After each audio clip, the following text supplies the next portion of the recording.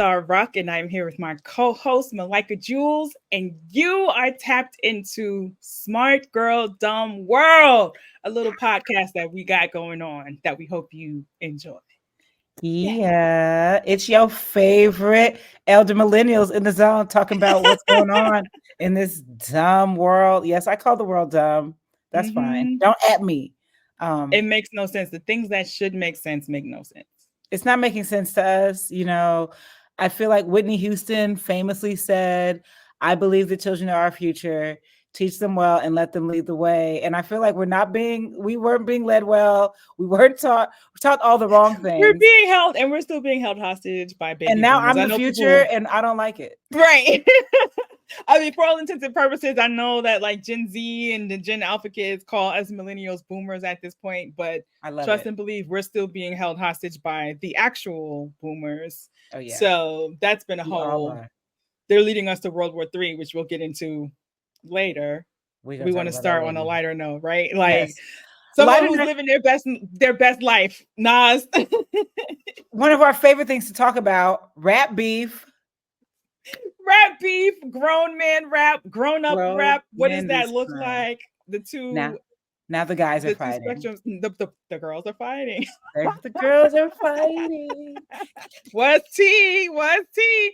No, I mean, but are you keeping up with? I find in my old age, I don't care about rap beef as much as I used to. Like coming up, and also like none of these people really excite me.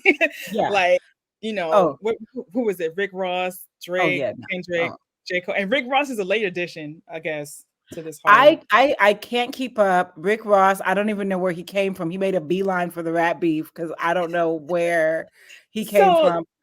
somebody said, one of my homies that still follows his stuff said that there was a jab at Rick Ross and Drake's whatever, he dropped Oh, something did he last talk about night. the chicken thighs? I can't even tell you. I Okay. honestly I'm listened like, to the Drake song and my eyes glazed over. I just was like, what?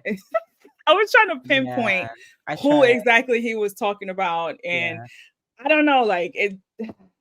There was, I admittedly need to listen to it again, but yeah. there was definitely a slight toward Rick Ross, and so Rick Ross did not hesitate to respond. But now Rick Ross is acting like a teenager, calling Drake white boy and like big nose, and this is funny, calling him BBL Drizzy. I think that's Which funny I too. love. Oh, That's funny on this, just on the strength of like the harassment that he aimed at Meg.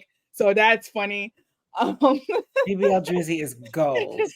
but the big BBL nose and Drizzy, like the new doll BBL to get Drizzy is your daughter hilarious. for Christmas will be BBL Drizzy because that's a visual. And then, as you know, J. Cole done apologize for. Well, he apologized for calling Kendrick trans, Oh, I guess. what? I didn't realize thank you. This is why I love you, Star. Update us. Update us. We can't keep up. So that's new. That's, yeah. And so I'm confused in the sense of I don't know if the apology means J. Cole is completely out. Like if he just tapped out, he's like, "Look, I'm not doing this," or I if it heard he really took the was song just down. so. Okay, so he's done. He's done. I don't. Which That's a first. I don't think we've ever I seen just that in want to hip hop. say, I'm loving all this rap beef. Like, it is so exciting because, first of all, like, the rappers are all going to be fine. They're all Mm-hmm. pretty rich. I love getting back into people's lyrics. I feel like we were like a little leaned out for too long, a Mm-hmm. little BBL'd out for a little too long. I love to see it kind of coming back to this tit for tat, as petty as it is, and as kind of like I like it. I also like to see it in the digital age, like digital rap beef, to where like, whoa, now a song has completely disappeared from existence. Like, Right. I love that. Right. Right. And but it's entertainment to me, right? Like, I'm Yeah. entertained. Like, I'm not using this to gauge where Black people are as artists or within our progress. Like, for me, like, I would never be talking about any of these men. And I don't necessarily listen to their music a lot. Like, but Right. I love that I'm talking about them right now and like tapping back in a little bit. Like, I like what it's doing. It's reinvigorating the hip hop Right. Right. Right. Right. culture. We need a little I rap beef to reinvigorate us. I do hate though that the stan culture is so like because of the internet, people are like, anything these guys do, oh, that's fire, that's fire. Like I saw people talking about the Drake diss, and they're like, oh, he ripped them to shreds, and I'm like, he really didn't though. I mean, there's disses in there, but I wouldn't necessarily say this is Ether, right? Speaking of Ether, right. Speaking of, I mean, on the flip side, you have Nas who gave us that term, living his best life. Right, he's not beefing with nobody. Even though I still feel like low key, him and Jay-Z have some tension. That's maybe real it's beef. Not rap, but like like behind That's the scenes, cultural beef. They got because that was about swaying a culture left or right. Their beef. That beef is a little different. It's like for me the way I view myself, like in the hip hop table of fandom, I consider myself like a Nas fan. That's how deep that beef is. And see, I'm Jay-Z. I'm one of the few people that feels like Jay-Z won. Like, and like a lot of people, every time I say that, what? How could you? Now, the cultural impact of Ether definitely was bigger. And so if you want to go that way, you can say, Nas won. Because if I say Ether, I'm gonna ether you, or like, oh, she ethered him. Everyone knows what that is. Like, Ether's still a meme now. Like, people still use that Ether beat. Like, if someone goes in on somebody, right? So the cultural impact of Ether, probably you could say, okay, if you want to do that, okay, maybe Nas one. For me, is I've just always been a whole fan. I'm a fan of both of them, but I don't know. I'm like, nah. I like how Greasy J was talking. But I just feel like it was a little more unhinged, where Nas felt a little more calculated, I guess. And I like the unhingedness of the takeover. That's hilarious. And I'm like the complete opposite. I'm like, now give me that calculated lyrical poet, son of a jazz musician, thoughtful thug. Like I'm like such a team Nas. Like I'm such a like Jay-Z. Like okay, that was great. Right. Like, that was a great line. But like, not like, it's like it never takes me there. I'm not supposed to admit that publicly, but I just did. I feel like that too. I just admitted a lot that I don't admit publicly. But I like where they both are. I do like where they both are now. I do feel like there's kind of like they're probably cool when they see each other, but there's probably still that little bit of like, right, just but a little two bit. Millionaires. I like that they are both alive. Well, and billionaire for Jay. They're thriving. Like Nas is just, they're both alive and thriving, and Nas has been said to have been notoriously bad in terms of business, at least in his early days. So like to see this flip of him, like he's making investments. I think he's in like the tech world. He has speech and like now he's doing music because he wants to do music. Exactly. It's probably a blip in the hat. Flip in the bucket, right? Like, the music he puts out now, he can choose to, whether he wants to or not. He can choose whether he wants to perform or not. That's what I love. That's what I love, actually. Like, I love that he has gone on it to succeed in other ventures, and now he can put out a Nas tune. He can put out an album without the pressure, because the music industry is not making anybody much money. Like the music industry is dead. So there's no point to pursue it in the way one would in like the 90s. Like there's no video box to get onto. There's no record label. Like they ain't got no money. Like record labels are running hopefully to tech, to save them. So I love that I love, for example, that he didn't try to modernize. Like, I love that he wasn't like, this song with little whoopty whoop. Right. Like, he's giving Nas so through and through at this stage. And even the things that I don't necessarily, that aren't my favorite about Nas, right? Like, I'm partial. I'm a hard-headed Nas fan. Like, I like Nas on a Promeet beer or a large pro beer. I'm such a I'm like, I love that. I'm learning something about you. Yeah. Dreamy, hip-hop beat Nas versus like the beats that he chooses now. I'd be like, okay, that's cool, but did it complement your flow and the lyrics as much as, But with that being said, I love, like I went to a Nas show. I went to the Nas Mary J. Blige concert. I wish. Let me I tell you wish. something. I've never seen Nas live. Let me tell you something powerful. And this is where, unfortunately, look, I'm the lyrical miracle. I'm one of those people. And it's fine. I would like to change. It's probably not going to change. But but like when I tell you like the power of rapping Nas lyrics together with a group of people in unison in an I amphitheater is believe an it. experience. I believe it. It's an And with experience. Nas in particular, that jazz just oozes out of him. Like he is one of the few. I mean, jazz in his. I mean, jazz hip hop at its core is very jazz It's and so rhythmic, jazz. and but Absolutely. Nas, like that influence that his father has had, is Yeah. just so. It's It so penetrates palpable. through everything. Like And it's it's in not everything. easy to do. It's not easy to be that way, Amazing. but for him, it's just there. So And I went to that's it's what like Nas was heavy on tour the last couple of years because I he saw sure that. was. Cause then he Yeah, do it. He went on tour with Maxwell or something.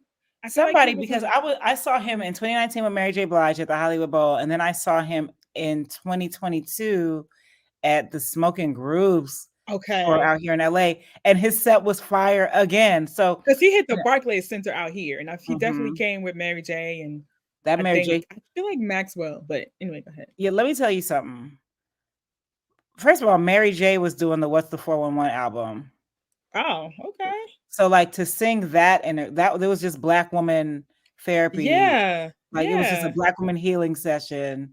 And They know then their after that, audience. it was Nas, and it was like you hear the love of his people in his lyrics. Hmm. And it's one thing when you hear him say it, but it's another thing when you hear, especially the time we're living in, an amphitheater full of people saying lyrics out loud like I open every cell in Attica, send them to Africa. Like when you hear that Right, and if 40,000 people are saying it was right, wild to me.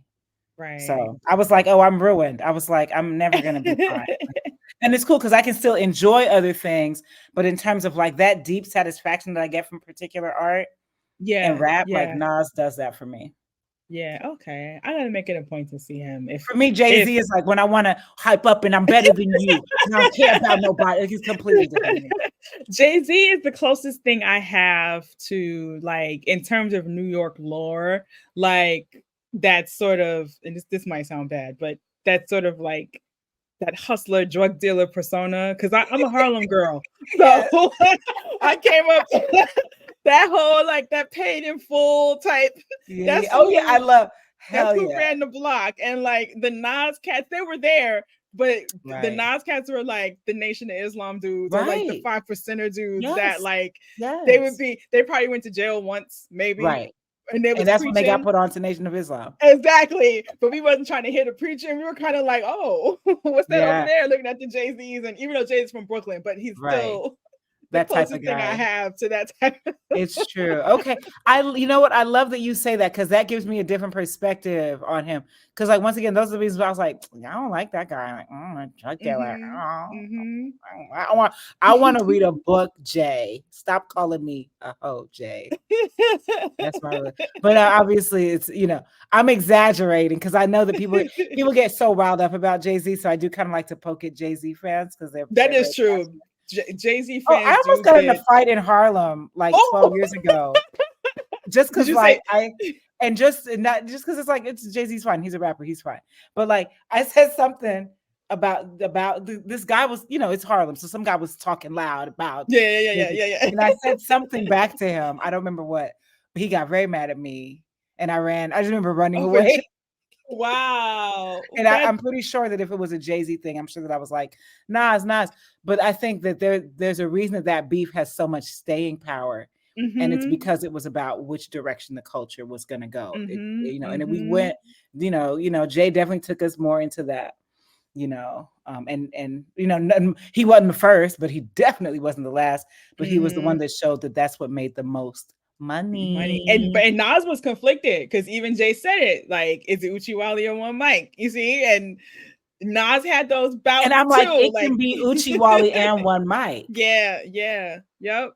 Yep. It can be That's true. Uchiwali and one mic, That's you true. know, even though, it's, I can talk at length about Nas But I learned mean, something new. You are a super Nas fan. I feel like I have I'm a more of super nice. an appreciation. I've always appreciated Nas, but I feel like I have more of an appreciation for him now than I Mhm. did when I was coming up. Yeah. And Oh yeah, none of the Nas. people around me understood that. A lot of I feel like I was around it was split. Like if people had to choose Nas or Jay, it was probably a split. But then of course you have people like, well, I like them both. They want them both. Right. But a lot of people Out never here it was understood. Nas. Nas all day in LA. Really? Oh yeah. No Ah, question. that Zero makes me question in LA. It was think. Nas. Is it that larger than life like New York persona? Jay is more the He's stereotype. lyrical. We And like lyrics yeah, out here. Ice yeah, Cube. We like our hoods niggas smart telling stories, taking us okay. places, waking us up. It's That's it's a interesting. I vibe. never So thought about Nas in context of like the West Coast or yeah, anywhere else, to be honest. And we love Nas. And that's when a Nas hit out here yeah. with those beats, he had because he had the classic cats in the 80s producing on there too. So Yeah, he yeah. was he brought us into New York in a way that we could never imagine being out here. Rhapsody told me that. And Mm-hmm. she's from North Carolina. Mm-hmm. So she painted Nas painted a clearer picture of New York, Yes. where you could say maybe Jay painted a more stereotypical picture of Yes. New York. Yes. I can And see for that. me, it's like we were already getting those images Jay was giving us. Mhm, But mhm, Nas was like that dude you didn't get to see on camera, that intelligent dude, that thoughtful dude, that complex dude, that dude who's mhm, Uchiwali and one mic. mhm, And he's not doing the dirt in his neighborhood, but he knows the guys who are, mhm. he's around them, but he's not necessarily of them. He's kind of got his own thing going on. I always loved that about Nas. He kind of was separating himself from Mm. the crowd, whereas Jay kind of represented somebody who was going and is that, and it's fine, going for the crowd and doing the Yeah, thing. yeah, yeah, yeah. Which to me, as a proud kind of weirdo alternative kid in Inglewood, I was like, what? Yeah. Where's New York nigga I was coming like, out of oh here? my god, he thinks he's so cool. I was like, he's not Big even using big city slicker. vocabulary. What? Where's your That is thesaurus? No, funny. That's but I love it funny. all. I love rap. I love storytelling. I love the skill. I love the little beefs. I know they're all friends. It's like oh, no, this is Honestly. it's all promotion. It's all entertainment. But I Yeah. did lose track of the current rap beef. Like when I saw Rick Ross's name, I was like, okay, now I just don't. I don't know where to go. Rick Ross and beef has always been amusing because it just always comes off as more like and I guess there's some element of beef that is this clowning. Like he Yeah, just seemed like he just be speaking off the cuff. right, Like he ain't even really trying to be lyrical, and he just want to say dumb stuff like right. big nose, hey big nose, BBL, Yeah, like he's that's gonna what get on the he mic and be like, is. "Man, them pants that she was wearing look stupid." Which, like, once again, I love. Like, I will watch that. I'd be That's what like, I get "That was from it. funny." I actually so Rick Ross did the video where I guess he unveiled BBL Drizzy. He Which it is was a video ridiculous. of him like at his pool, and he's just talking all this smack, and there's like a nose.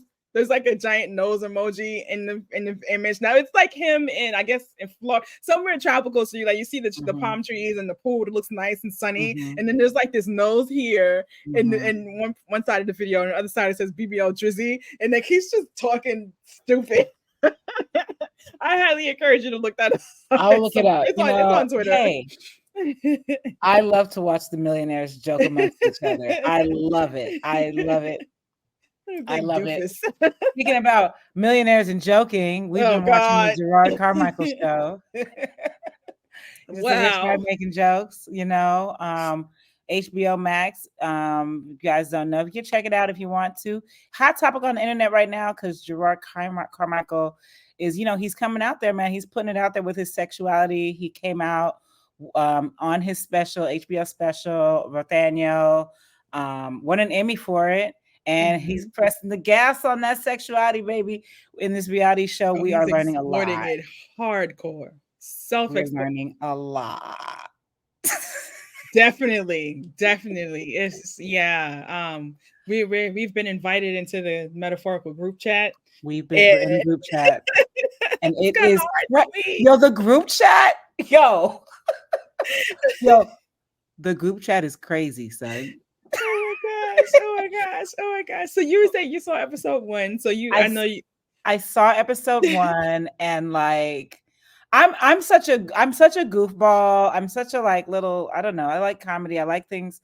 I don't like to watch sad things because then they make me sad and it gets really hard for me Mhm. to like pick myself back up. So I try to steer clear of things that are too dark, at least at this moment in my life while the world burns. So yeah, I watched the first episode and I gotta say, like, I mean, I was a little bit like feeling like I felt like I was knowing too much about Mhm. some of the things We about should, this brother. we should all know less about each other. We really should. but and so like, but I think we live in such a fake world where Mhm. everything is such a lie and such a front. And I think because Even authenticity. even authenticity, even and so for him coming out later in life, but kind of knowing he was always, gay, I appreciate him taking this sort of step with his own vulnerability and showing it to people, because I feel like we live in a world where people, such a fake world, Mhm. right? And so I admire him for that. And I hope that it sets off a trend of people being honest Mhm. and vulnerable. But I'm also like, I think wait a minute, wait, like I almost feel like I know too much. and I was gonna say I think what's missing from that is self-reflection. It's great to be honest, it's Mhm, great to be mhm, vulnerable, but all these things, mhm. like, you have to be self-reflective too. Yeah. And I've seen all 3 episodes, and the very last episode was about um it was asking the question, is he a bad friend?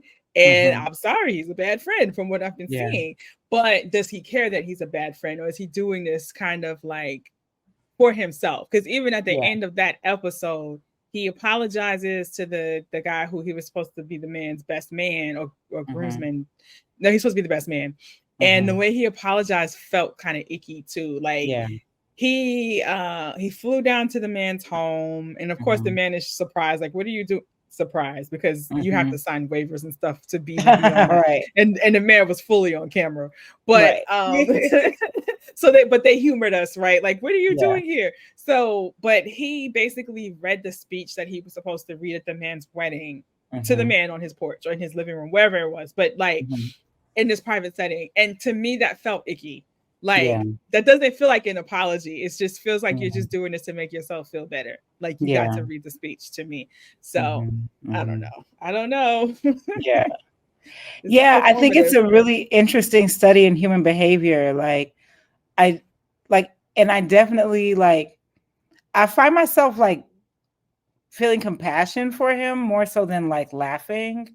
I don't Mm-hmm. know when to laugh, like, and that's not even to say like it's not funny, but it's just to say like I'm watching something happen that's really personal. Mm-hmm. And I'm like kind of really into at this point the character study of him, and I'm just like, but I'm also like feeling a little sad.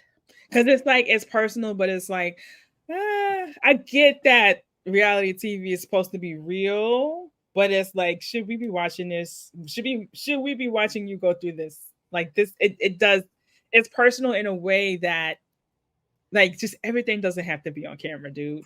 Yeah, Like, I think for me too, like as somebody who is like I'm a comedian, right? I'm a writer, and like I'm like somebody who has just started and I do things locally and I don't get paid. And if I do get paid, I don't get paid a lot of money, right? And you have somebody like Gerard Carmichael who's like at the top of his game, right? mm-hmm, Emmys, like shows, like tours. And so for me, I think what I would like is to see a little element of that mm-hmm, in the mm-hmm, show, so that mm-hmm, because that's what I can kind of relate to, come in him. I can't really relate to his sexuality, right? I mean, mm-hmm. I like men, but I'm a heterosexual woman. So it's a different kind of a different situation. You feel Right, me? So it's right. like You I want never to had know that like how does that grandiose. affect you as a writer in the writer's room? Or like, are you writing material about Yeah. this? Are we taking this Oh, on that's stage? great. Like there's so many things that like as I'm watching him and getting to know him, I'm like, wait, but you're this, like, you're a comedian, and look at all the great things you've done, and like, And you what's want to the reduce intersection yourself there? to race Yeah, play yeah. and I'm like, sucking okay, some random Tinder dates or grinder dates toes. right? Which is like, who doesn't do that? You know what I'm saying? It's like everybody does that. Except for the race play. Everybody don't race play. That's I just know. weird. That's what That we is have an weird. asterisk by race play in the Apparently a lot of profile. people are into it though. I'm willing to bet a lot of people are into it. It's weird. I know someone would be like, oh, don't kink shame. No, that's weird. But I gotta say, if you're gonna be the black person in the situation, don't be the slave. Like, don't be the slave. I guarantee you the black person is gonna be the slave every time. And that every time. And They're that's what like, he we're said. gonna play, but not really to play. It's gonna be like real life. You have to be the slave. And that's what he said. He was very clear in that he is the slave.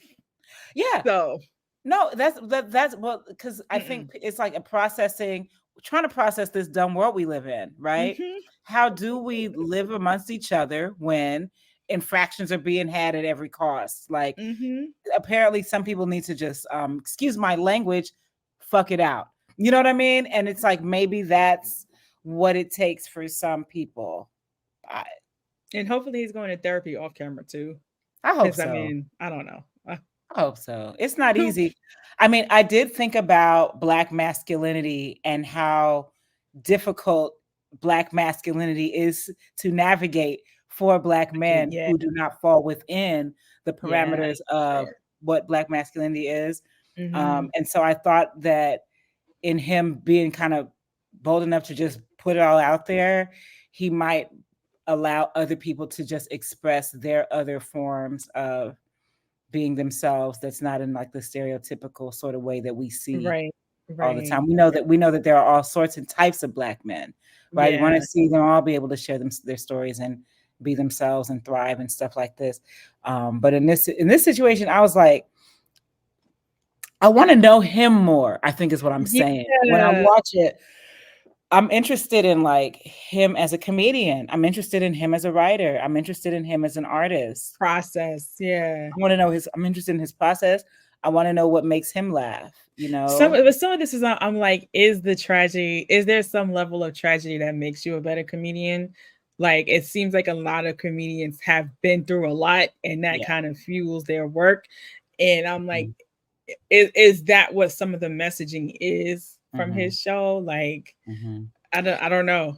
Well, I think that the caveat with that is that like everybody's been through tragedy, right? That's true. And the thing with comedians is that they talk about it out loud and they think it's funny, like, and they don't even it's not even they're laughing about it now.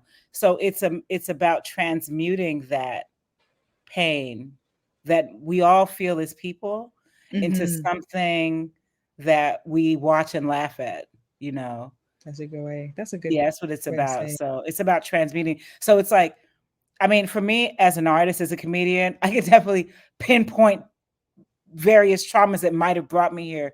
But I could also say, no, they had nothing to do with my traumas.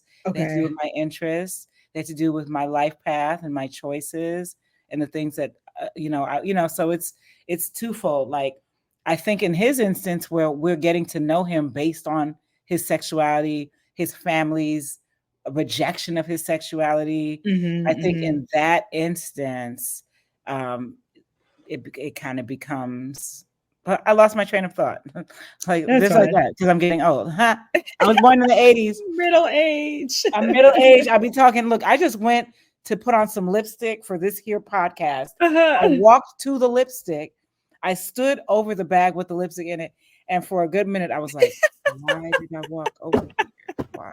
What was I doing again? I was like, I was like, come on, girl. I said, like, if you just stand there, don't freak out. Just stand there. It'll come back to you. Deep breath, and you will remember you came to put on your lipstick. Right. And now I'm tired because that was a lot of thinking. So that's like where I'm at with that. Okay. But I think we're on the same page in that we want to see more of more like I get it. Train wrecks make for good reality TV. Right. That's clearly why he has a show. Yeah. But can we see more, Yeah.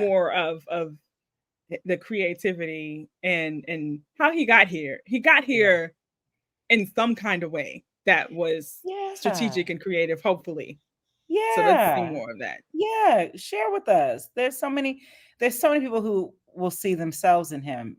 If it's like, wow, vulnerability requires that you open up even more. And that That's people won't like you because oh yeah. that's going on like there's been a question. I've been seeing a lot of people like Gerard Carmichael's a terrible person. I would call him a bad human. That's so And funny. that's just me sympathizing. I wouldn't call him a bad human. Yeah. I think everyone at some point has probably been a villain in someone's Hmm. story, and he's Hmm. just showing us that, right? Like if you break down people's personal lives and stuff, if Yeah. everyone had a camera on them, you would see moments where you'd be like, "Oh, I don't like that Right. Like, person." ooh. Like, and so I feel like with him, I'm not gonna call him a bad human per se. He is a bad friend. So what I saw like he's a bad boyfriend Right. too. I've seen, yeah, Right. Bad but boyfriend.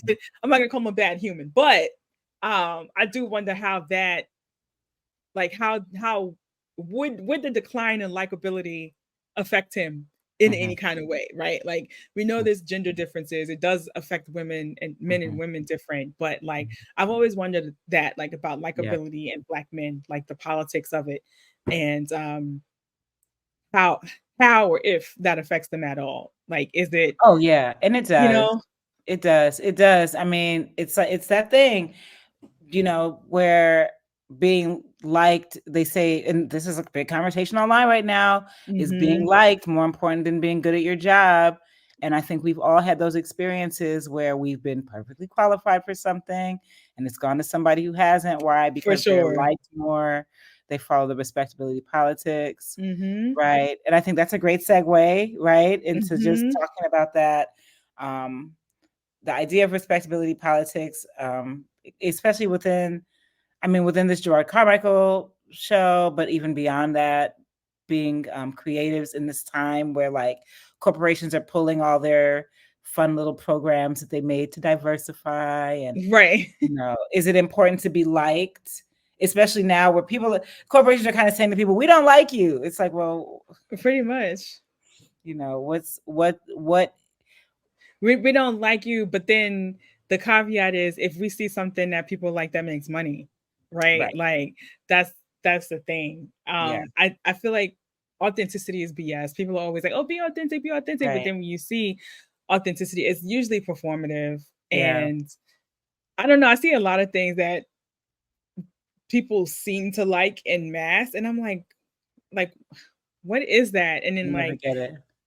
you got to break down like, okay, if a what's a good example? Like, I don't know, the ghetto trope, right? Or like the Mhm. hood trope. It's Mhm. always cute when it's a non-black girl, a non-ambiguously black Right. girl doing it, right? But then like Right. if you had like a dark-skinned black girl on the ghetto stuff, people don't like it. It's Yeah. hood. It's so I don't know. I don't. I'm trying to figure out what I'm trying to say regarding like it's the politics of it all, basically, and who those politics favor can be very arbitrary, Yeah. very random. Mhm. Um, it definitely affects us as black women, dark skinned black women, brown skinned black Mhm. women who don't look mixed, right? Mhm. And I guess like with Gerard, him being a black gay man Mhm. plays a role. Mhm. Or is he being strategic? Like his love of Right. twinks and white men? I don't Right. I know, because once again, we have to always remind ourselves, like, this is entertainment, right?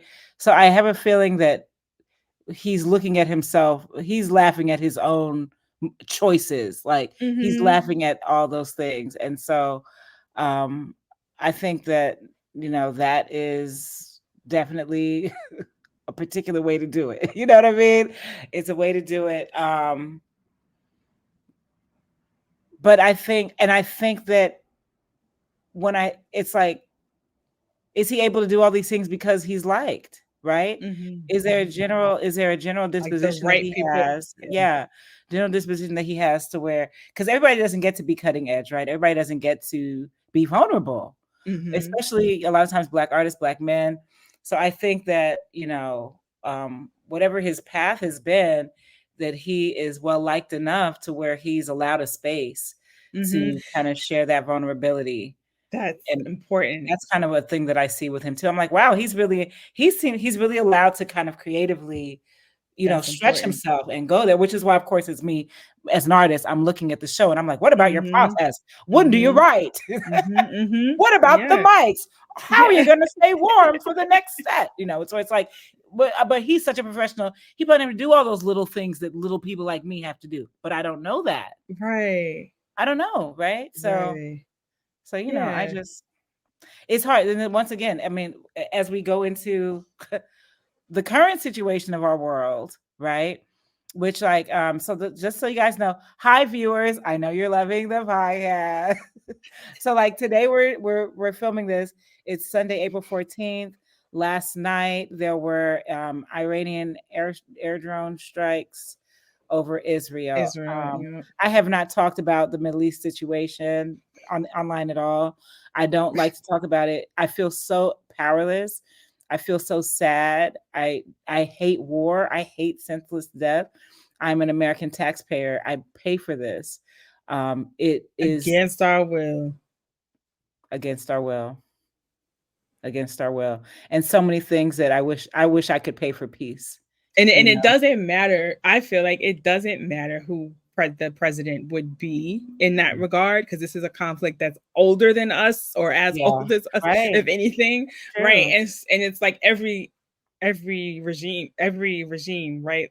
Democrat, Republican, Democrat, it's always the same yeah, BS. Like our money goes to the same stuff. right. Yeah, yeah. It's a scary thing to watch right now because things could possibly escalate. And it's like for the eighth time in my adult life, we're whispering World War III, right? We But have gone through so many I'm like, maybe this unprecedented human experiences. I'm tired. yeah, I'm like, is it now though? Is it might be now? Like this might be the big one, like It might be. It's feeling like it. yeah. And so it's like with that, I just know that my prayer for everybody is for safety. Same. Safety. I might have a prayer for safety for everybody, for your family and loved ones, because it's Insanity. insanity. And I'll always pray for peace because peace is the most valuable thing we can have on this planet. And And it's it's just it's it's so fleeting. precious.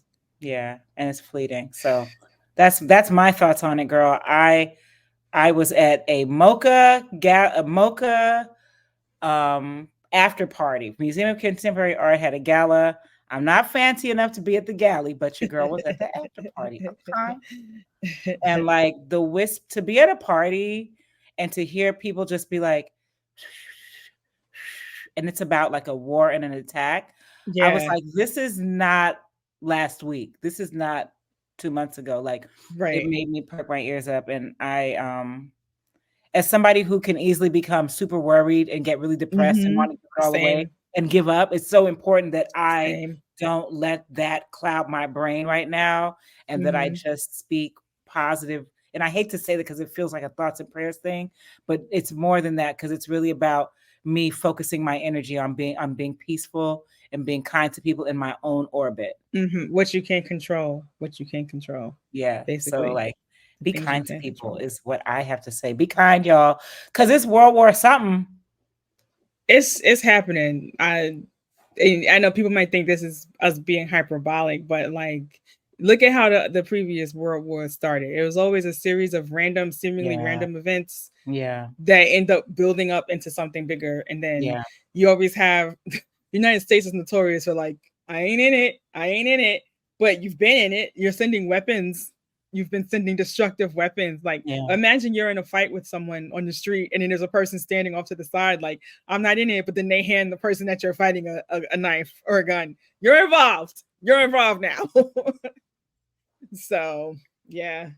Yeah. So Hopefully it's a we prayer don't for get there, peace. but it seems like things are escalating in that way.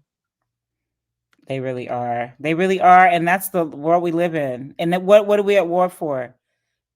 Dumb stuff. Dumb world. Dumb world. Dumb world. We're your smart girls, Malika Jules and Star Rock. Star, I Hey. feel like I feel like that's our episode for today. Yeah. Like I think I feel like it was all about rap beef and wanting to learn more about Gerard Carmichael's creative process. agreed. Well, we didn't tell y'all, but I'm gonna tell you now. Like, share, and subscribe. We're on the YouTubes, Okay. y'all. We're building this. We're going against Black girl perfectionism. We're trying our best. We're showing up. We're having weekly dates. We're doing our things. We're girls with dreams. We're also women with lives. Women with lives. Lies. That's our middle-aged rap group. Women with lives. I'm gonna put down this verse, then I'm gonna go pay these bills. Then I'm gonna go pick up my children. Okay, that's a wrap for me. I'm Malika Jules. That's my co-host, Star Rock, and we are Smart Girl Dumb World Podcast. And we out. Peace.